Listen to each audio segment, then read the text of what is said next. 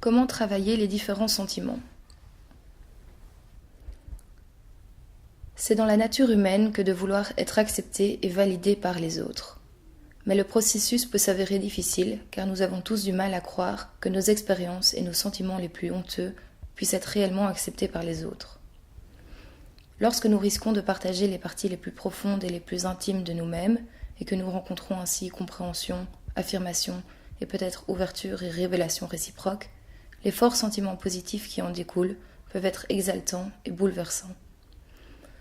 En fait, ces hypothèses constituent la base de la psychothérapie centrée sur la personne. Dans le passé, être aimé était une condition dangereuse.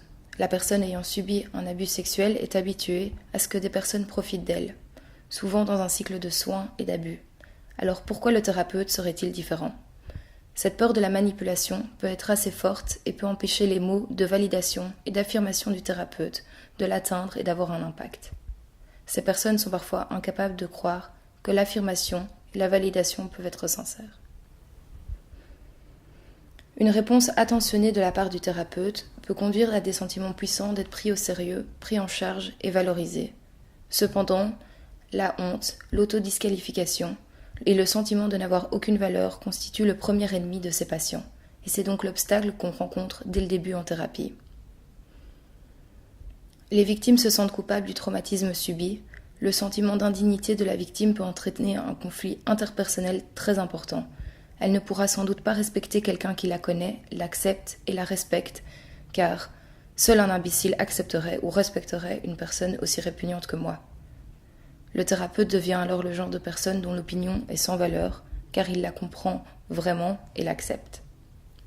La question de la culpabilité est encore plus compliquée lorsqu'une femme séduisait son agresseur comme moyen de contrôler en partie l'abus qu'elle savait devoir subir. Par exemple, plutôt que d'attendre avec anxiété terrifiante que son père la viole, elle a peut-être initié un contact sexuel pour rendre sa vie plus prévisible et donc un peu plus supportable.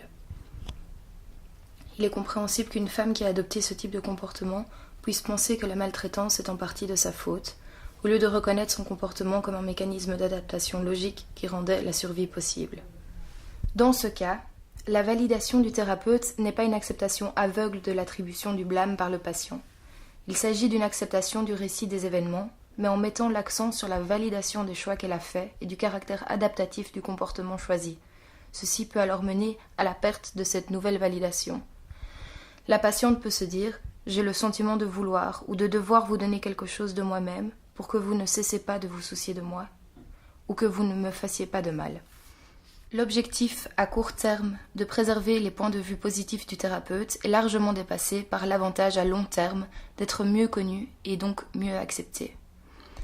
Parce qu'elles sont extrêmement vulnérables aux craintes d'être abandonnées ou perçues de manière moins positive, elles peuvent se faire connaître très lentement et très prudemment à leur thérapeute. Les thérapeutes doivent faire preuve de patience et de tact, équilibrant le besoin de ces personnes d'être comprises avec leur besoin encore plus grand d'être aimées et acceptées. Il est alors important que le thérapeute informe le patient que sa validation ne dépend pas de l'approbation de comportements ou de sentiments particuliers. Il repose plutôt sur la reconnaissance de son être essentiel et entier comme digne et aimable, malgré ses inévitables imperfections.